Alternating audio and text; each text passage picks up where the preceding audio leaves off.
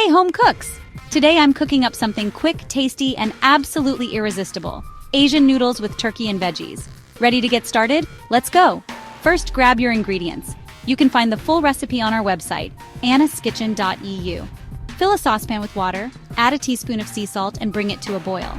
While that's heating up, let's prep our turkey. Season your turkey breast with salt, pepper, and a sprinkle of paprika powder. Heat up some olive oil in a frying pan over medium heat and brown that turkey on both sides. Cook it through. This should take about 8-10 minutes. While the turkey's cooking, chop up an onion, a carrot, a bell pepper, and a zucchini. Slice mushrooms and leek and any other veggies you like. Once the turkey's nice and browned, toss those chopped veggies right into the frying pan. Give it a good stir to mix everything together. By now, your water should be boiling. Add in the rice noodles and stir regularly for about 8 minutes.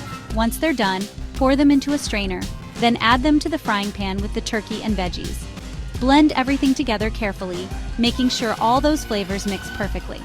To finish it off, add a splash of soy sauce, a pinch of thyme, and some chili flakes for that extra kick.